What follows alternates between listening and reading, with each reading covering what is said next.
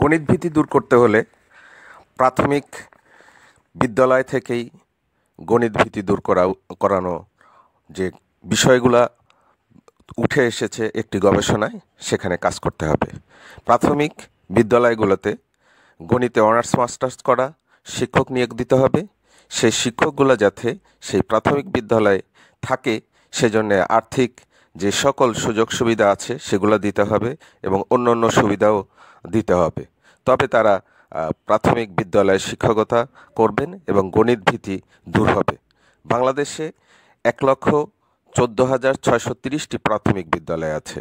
তার মধ্যে সরকারি প্রাথমিক বিদ্যালয় আছে 65,567।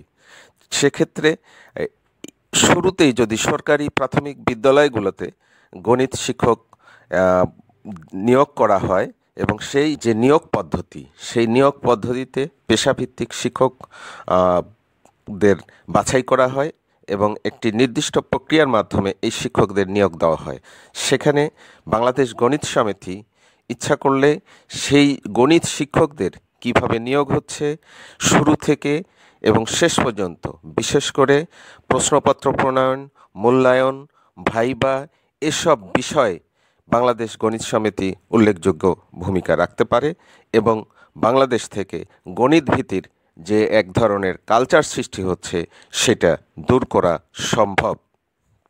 বিশ্ববিদ্যালয়ের শিক্ষকদের নিয়োগের ক্ষেত্রে সরাসরি বাংলাদেশ গণিত সমিতি একটি উল্লেখযোগ্য ভূমিকা পালন করতে পারে। বাংলাদেশ গণিত সমিতি সারা বাংলাদেশে 8টি অঞ্চলে গণিত অলিম্পিয়াড করে থাকে, যেটা আন্ডার গ্র্যাজুয়েট গণিত অলিম্পিয়াড হিসাবে পরিচিত জাতীয়ভাবে। তো এই শিক্ষার্থী যারা গণিত অলিম্পিয়াডে প্রতি বছর অঞ্চলভিত্তিক 80 থেকে 85 জন বিজয়ী হয় এবং কেন্দ্রীয়ভাবে 10 জনকে বিজয়ী ঘোষণা করা হয়। তো প্রতি বছর এসব মেধাবী শিক্ষার্থীদের যদি মূল্যায়ন করা হয় যথার্থভাবে, যাদের বিশ্ববিদ্যালয়ে শিক্ষকতা করার যোগ্যতা আছে তাদেরকে এই ধরনের একটা দীর্ঘমেয়াদী পরিকল্পনার মধ্যে যারা ছিল তাদেরকে যদি আমরা বাছাই করতে পারি দলমত নির্বিশেষে এবং স্বজনপ্রীতির ঊর্ধ্বে থেকে, কারণ আন্ডার গ্র্যাজুয়েট থেকেই তারা প্রমাণ দিয়েছে তারা মেধাবী।